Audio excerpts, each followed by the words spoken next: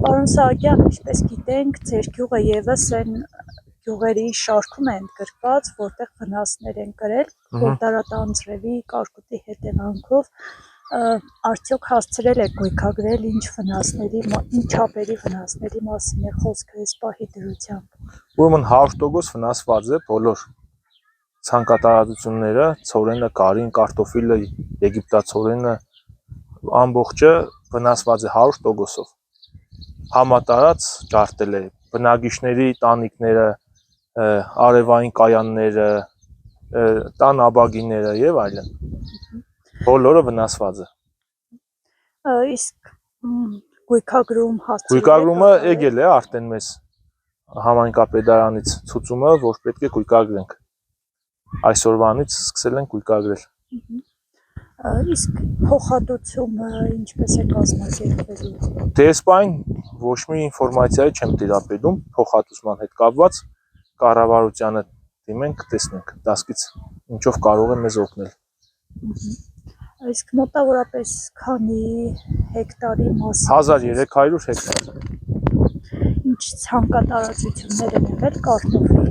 Կարտոֆիլ, եգիպտացորեն, արևածաղիկ, աշնանացան ցորեն, քարի, որը 100-ից 100 վնասվել է։ Իսկ էլի այսպիսի տարի եղել է, որ Չէ, այս ձևի չի եղել է տարիներ, երբ որ կարկուտ եկել է, ինչ որ մի մաս ջարդել է ու մնացածը ենթադրենք մի կողմը մնացել է նորմալ։ Պարոն Սահակյան, գյուղացիները, այսպես որ հետները խոսում եմ, հույսները կտրած է, փոխհատուցման չեն սպասում,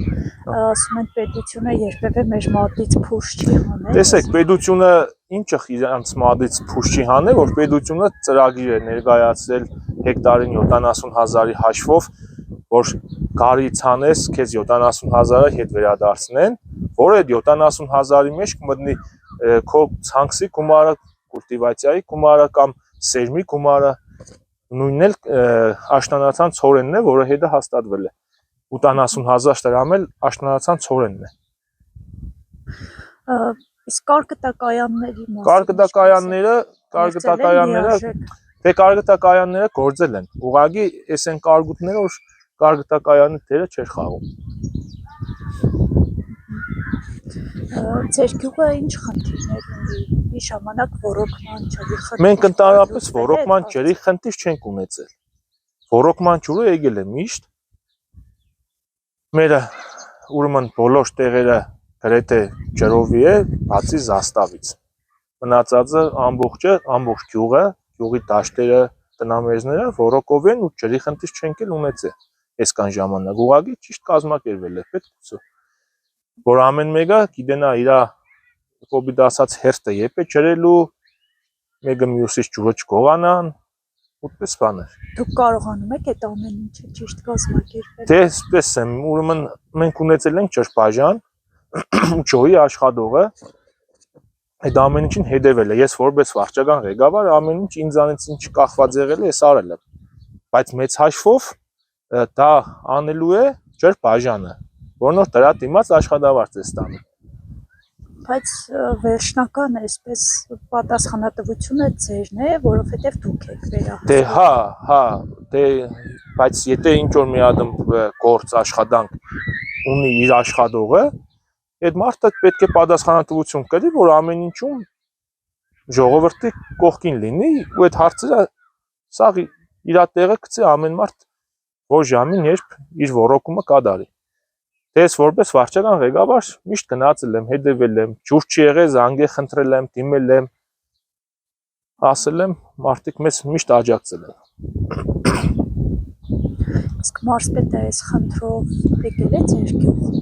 Մարզպետը ուրեմն ես կապ ունեցել եմ, չէ, այս պահին գյուղ չի եկել, որովհետև շատ տեղեր է վնասվել։ Ես խոսացել եմ, հեռախոսով խոսացել եմ, տեսնենք կառավարությունը ինչ կանի։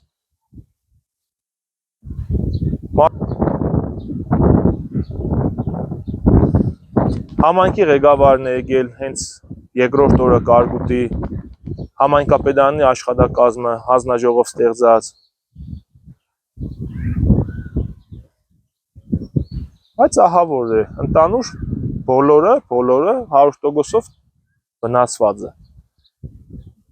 Ու այդ ամեն ինչը կատարվել է զուտ վարկով, պարտքով։